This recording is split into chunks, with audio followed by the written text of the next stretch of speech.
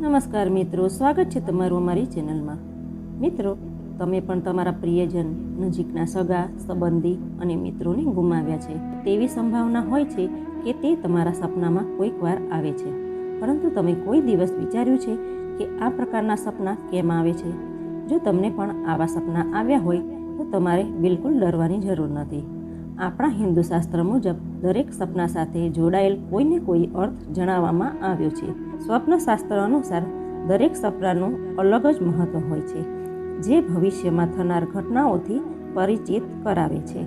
આવા સપનાઓમાંથી કેટલાક સપના મૃતક વ્યક્તિઓના પણ જોડાયેલા હોય છે, જે આપણને તે કંઈક એવા સંકેત આપે છે જે જાણવું આપણા માટે આવશ્યક છે.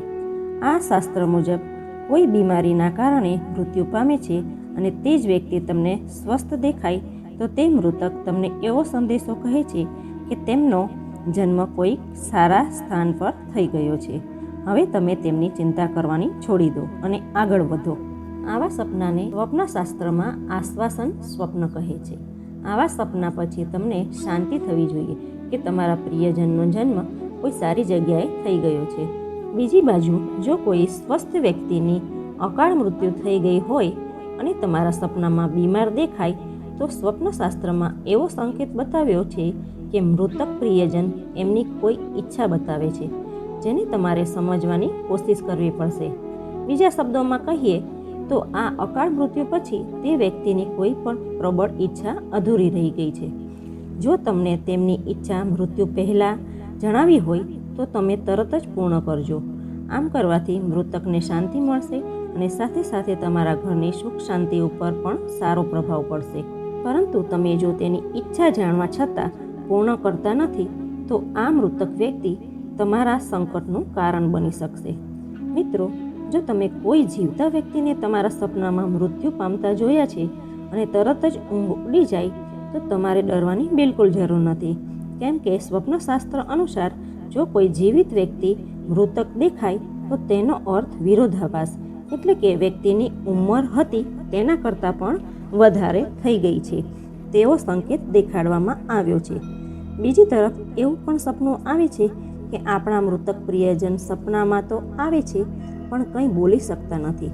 તો તમને જણાવી દઈએ કે સ્વપ્નશાસ્ત્રમાં આવા સપના એવા સંકેત આપે છે કે આપણા જીવનમાં ચાલી રહેલ ગતિવિધિથી આપણને ચેતીને રહેવાનું જણાવે છે. કાં તો આપણે કોઈ ખરાબ કામ કર્યું છે અથવા તો કોઈ ખરાબ કામ કરવા જઈ રહ્યા છીએ. સ્વપ્નશાસ્ત્રમાં આ એક બીજી સ્થિતિને પણ દર્શાવી છે.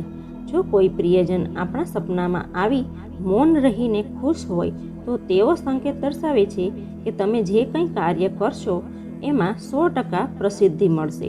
અને બીજી તરફ તમારા પ્રિયજન ઉદાસ મુખે મૌન દેખાય તો તમે એ આગળનું કાર્ય કરવા જવાના છો તે કાર્ય રોકી દેવું જોઈએ, કારણ કે આ કાર્ય તમારા માટે અશુભ પરિણામ લાવી શકે છે. કારણ કે આપણા પૂર્વજો પાસે સપનું જ એવો માર્ગ છે જે દ્વારા આપણને ચેતી દે છે, પરંતુ આ સંકેતોને આપણે સમજી નથી શકતા. કેટલીક વાર એવા સપના પણ દેખાય છે કે આપણા મૃતક આપણા સપનામાં કોઈક વસ્તુની માંગ કરે છે જે તેમને પહેરેલી ના હોય અને તેમની અધૂરી ઈચ્છા હોય તો તે વસ્તુને લાવી બ્રાહ્મણને દાન કરવી અથવા મંદિરમાં દાન કરી દેવી. અને વસ્તુ આપતી વખતે તે મૃતકનું ધ્યાન કરવાનું ભૂલતા નહીં. તેના સ્મરણાર્થે દાન કરવું અને એવું વિચારો કે આ બધી વસ્તુ તેને જ પ્રાપ્ત થાય છે. આવું કરવાથી આપણા મૃત પ્રિયજન તૃપ્ત થાય છે અને આપણી બધી જ મનોકામના પૂર્ણ થાય છે. આપણા સપનામાં મૃતક વ્યક્તિ બહુ દૂર આકાશમાં વાદળોમાં દેખાય તો આ શાસ્ત્ર અનુસાર એવો સંકેત મળે છે કે તેમને મોક્ષ પ્રાપ્ત થઈ ગયો છે અને તેઓ આકાશ માર્ગથી તમને આશીર્વાદ આપે છે. જો મૃતક વ્યક્તિ તમારા ઘરની પાસે અથવા કોઈ સ્થાનમાં દેખાય તો સ્વપ્નશાસ્ત્ર અનુસાર આ સંકેત દર્શાવે છે કે મૃતક ઘરની મોહમાયામાંથી મુક્ત થઈ શક્યો નથી અને આજે પણ તે ઘરની છત્ર છાયામાં રહેવાનો આગ્રહ રાખે છે. આવો આભાસ થાય તો ગાયને રોટલી અને ગોળ ખવડાવો અને અમાસના દિવસે બ્રાહ્મણોને પિતૃના નામનો ભોગ લગાવો અને સંભવ હોય તો અમાસના દિવસે કોઈ બ્રાહ્મણને ભોજન કરાવવું. આમ કરવાથી તમારા પિતૃની આત્મા તૃપ્ત થશે. આની સાથે જ તમને એ પણ જણાવી દઈએ કે હિન્દુ શાસ્ત્ર મુજબ 33 કરોડ દેવી દેવતાની સાથે આપણા પિતૃઓ પણ આપણા ઘરના દેવ હોય છે, જે મૃત્યુ પછી પણ વંશની વૃદ્ધિ અને ઉન્નતિ માટે આશીર્વાદ આપે છે. કોઈ વ્યક્તિને તેના સપનામાં શબવાહિની અથવા સ્મશાન યાત્રા નજરમાં આવે છે તો તે આ કોઈ અશુભ સંકેત નથી, પરંતુ આ સપનામાં દેખાવું તેની બધી જ મનોકામના પૂર્ણ થવાની છે તેવું દર્શાવે છે. મૃતક વ્યક્તિનું આપણા સપનામાં આવવું કારણ એ છે કે તેની આત્મા જીવન અને મૃત્યુના ચક્રમાંથી મુક્ત નથી થઈ હોતી. એવું જો દેખાય તો તેની પૂજાપાઠ કરી તેની ઈચ્છા જાણવાની કોશિશ કરવી. મિત્રો, મૃતક વ્યક્તિનું સપનામાં આવવું ચિંતાજનક નથી, કારણ કે મૃતક વ્યક્તિની સ્મૃતિ તમારા વિચારોમાં હોય છે. આવા વિચારો અને સ્મૃતિને ભૂલીને આગળ વધી જવું. તો આજના વિડીયોમાં આટલું જ. અન્ય વિડીયો માટે ચેનલને સબસ્ક્રાઈબ કરો. ધન્યવાદ.